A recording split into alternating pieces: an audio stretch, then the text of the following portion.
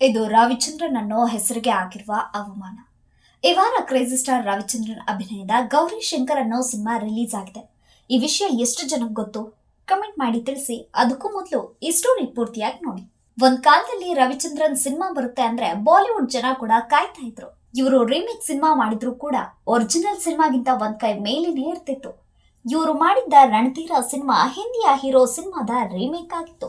Hindi original hero ಚಿತ್ರದ ನಿರ್ದೇಶಕ ಸುಭಾಷ್ ಗೈ ರಣಧೀರ್ ಸಿನಿಮಾನ ನೋಡಿ ಇದು ನನ್ ಸಿನಿಮಾನ ಅಂತ ಅಚ್ಚರಿ ಹೊರ ಹಾಕಿದ್ರಂತೆ. ಯಾಕಂದ್ರೆ ಹೀರೋಗಿಂತಲೂ ರಣಧೀರ ಒಂದ್ ಕೈ ಮೇಲೆ ಇತ್ತು. ರಣಧೀರ ಚಿತ್ರದ ಸಿಡಿ ಈಗಲೂ ಸುಭಾಷ್ ಗೈ ಅವರ ಆಫೀಸಲ್ಲಿ ಇದೆಯಂತೆ. ಇದು ರವಿಚಂದ್ರನ್ ಅವರ ಆಗಿನ ತಾಕತ್ತಾಗಿತ್ತು.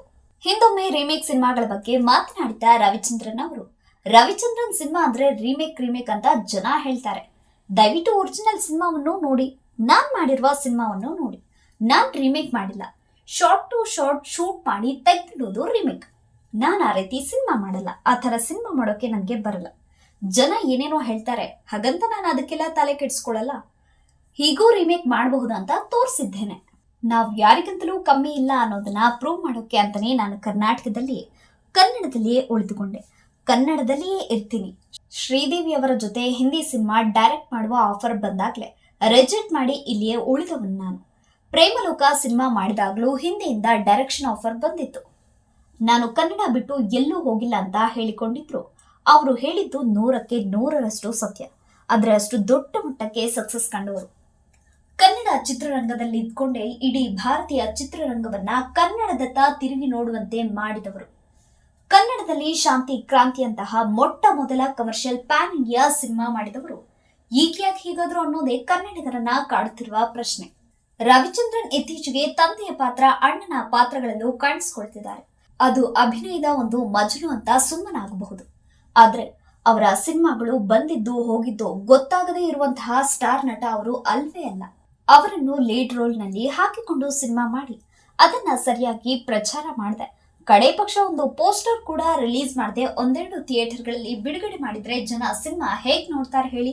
ಜನರಿಗೆ ಇಂತಹದೊಂದು ಸಿನಿಮಾ ತೆರೆಗೆ ಬಂದಿದೆ ಅಂತ ಗೊತ್ತಾಗದಾದ್ರೂ ಬೇಡವಾ? ಇತ್ತೀಚೆಗೆ ಅವರ ನಟನೆಯ 2 ಸಿನಿಮಾಗಳು ಹೀಗೆ ಆಗಿವೆ. ಕೆಲ ವಾರಗಳ ಹಿಂದೆ ರವಿಚಂದ್ರನ್ ನಟನೆಯ ತಪಸ್ಸೆ ಅನ್ನೋ ಸಿನಿಮಾ ಕೂಡ ಬಿಡುಗಡೆಯಾಗಿ ಹೋಗಿದೆ. ಈ ಚಿತ್ರದ ಪೋಸ್ಟರ್ಗಳು ಅಲ್ಲಿ ಕಾಣಿಸಿದ್ದನ್ನ ಬಿಟ್ರೆ ಎಲ್ಲಿಯೂ ಈ ಸಿನಿಮಾದ ಕುರಿತಾದ ಪ್ರಚಾರದ ಕೆಲಸಗಳು ನಡೆದಿಲ್ಲ. ಇದೀಗ ಬಿಡುಗಡೆಯಾಗಿರುವ ರವಿಚಂದ್ರನ್ ನಟನೆಯ ಗೌರಿ ಶಂಕರ್ ಅನ್ನೋ ಸಿನಿಮಾದ ಪರಿಸ್ಥಿತಿ ಇದಕ್ಕಿಂತಲೂ ಕಡಿಮೆಯಾಗಿದೆ. ಯಾಕಂದ್ರೆ ಈ ಸಿನಿಮಾವನ್ನು ಕಾಟಾಚಾರಕ್ಕೆ ಬಿಡುಗಡೆ ಮಾಡಿದಂತಿದೆ. ಈ ಸಿನಿಮಾ ಸುಮಾರು 2 ವರ್ಷಗಳ ಹಿಂದೆಯೇ ಶೂಟಿಂಗ್ ಕಂಪ್ಲೀಟ್ ಮಾಡಿತ್ತು. ಈ ಚಿತ್ರದ ಟ್ರೈಲರ್ ಅಥವಾ ಟೀಸರ್ ಅಲ್ಲಿ ರವಿಚಂದ್ರನ್ ಸ್ವಲ್ಪ ದಪ್ಪಾಗಿರುವುದನ್ನು ಕಾಣಬಹುದು. ಇತ್ತೀಚೆಗೆ ರವಿಚಂದ್ರನ್ ಸಣ್ಣಗಾಗಿದ್ದಾರೆ. 2 ವರ್ಷದ ಹಿಂದೆ ಇದೇ ಚಿತ್ರದ teaser Anand audio YouTube channel ನಲ್ಲಿ ಬಿಡುಗಡೆಯಾಗಿತ್ತು. ಇದೀಗ ಟ್ರೈಲರ್ ಕೂಡ ಆನಂದ್ ಆಡಿಯೋ ಯೂಟ್ಯೂಬ್ ನಲ್ಲೇ ರಿಲೀಸ್ ಆಗಿದ್ದು ಎಷ್ಟೋ ಜನಕ್ಕೆ ಗೊತ್ತೇ ಆಗಿಲ್ಲ. ಬಹುಶಃ ಇದು ಸಿನಿಮಾ ಬಿಡುಗಡೆ ಆದ ನಂತರ ರಿಲೀಸ್ ಆಗಿರುವ ಟ್ರೈಲರ್ ಇರಬಹುದು, ಅಥವಾ ಸಿನಿಮಾ ಬಿಡುಗಡೆಯಾಗುವ ದಿನವೇ ರಿಲೀಸ್ ಮಾಡಿರುವ ಟ್ರೈಲರ್ ಆಗಿರಬಹುದು. ಈ ಚಿತ್ರದಲ್ಲಿ ರವಿಚಂದ್ರನ್ ಇದುವರೆಗೂ ಕಾಣಿಸಿಕೊಳ್ಳದ ಗೆಟಪ್ ನಲ್ಲಿ ವಿಭಿನ್ನ ಅವತಾರದಲ್ಲಿ ಕಾಣಿಸಿಕೊಂಡಿರುವುದು ಗೊತ್ತಾಗ್ತಿದೆ. ಆದ್ರೆ ಈ ಸಿನಿಮಾ ಬಿಡುಗಡೆಯಾಗಿದ್ದು ಎಷ್ಟೋ ಜನಕ್ಕೆ ಗೊತ್ತೇ ಇಲ್ಲ ಅನ್ನೋದಕ್ಕಿಂತ ಯಾರಿಗೂ ಗೊತ್ತಿಲ್ಲ ಅಂತ ಹೇಳಿದ್ರು ಕೂಡ ತಪ್ಪಾಗಲ್ಲ. ರವಿಚಂದ್ರನ್ ಸಿನಿಮಾಗಳನ್ನ ಈಗಿನ ಹುಡುಗರು ಅದ್ಯಾಕ್ ಮೆಚ್ಚುತ್ತಿಲ್ವೋ ಏನೋ, ಆದ್ರೂ ಕನಸುಗಾರ ಕನಸು ಕಾಣೋದನ್ನ ಬಿಟ್ಟಿಲ್ಲ. ಅದು ರವಿಚಂದ್ರನ್ ಬದುಕಿನ ಸತ್ಯವೂ ಹೌದು. ಏಕಾಂಗಿಯಾಗಿ ಕನಸು ಕಂಡು ಬೆಳ್ಳಿ ಪರದೆ ಮೇಲೆ ಹೊಸ ಕಲರ್ಫುಲ್ ಚಿತ್ರಗಳನ್ನ ಬಿಡಿಸುತ್ತಲೇ ಬಂದಿದ್ದಾರೆ.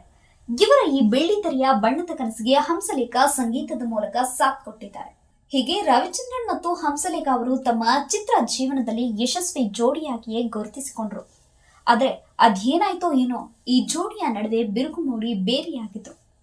ಆದ್ರೆ ಒಬ್ಬರಿಗೊಬ್ಬರ ನಡುವೆ ಈಗಲೂ ಗೌರವ ಇದೆ. ಒಟ್ಟಾರೆ ಮತ್ತೆ ರವಿಚಂದ್ರನ್ ಅವರು ಮೊದಲಿನಂತೆ ಸಿನಿಮಾಗಳನ್ನ ಮಾಡ್ಲಿ, ಅವರ ಸ್ಟಾರ್ನ ಮತ್ತೆ ಮರುಕಳಿಸ್ಲಿ. ತಮಿಳು, ತೆಲುಗು ಭಾಷೆಗಳಲ್ಲಿ ರಜನಿಕಾಂತ್, ನಾಗಾರ್ಜುನ್, ವೆಂಕಟೇಶ್, ಚಿರಂಜೀವಿ ಅವರಂತೆ ರವಿಚಂದ್ರನ್ ಅವರ ಸಿನಿಮಾಗಳು ಕೂಡ ಮೂಡಿ ಬರಲಿ. ಅವರು ಮತ್ತೆ ಕನ್ನಡ ಚಿತ್ರರಂಗದಲ್ಲಿ ಸ್ಟಾರ್ ನಟರಾಗಿ ಮಿಂಚಲಿ. ಕನ್ನಡ ಚಿತ್ರರಂಗದಲ್ಲಿರುವ ಹಿರಿಯ ಸೂಪರ್ ಸ್ಟಾರ್ಗಳ ಕೊರತೆಯನ್ನು ನೀಗಿಸಲಿ ಅನ್ನೋದೇ ನಮ್ಮೆಲ್ಲರ ಹಾರೈಕೆ.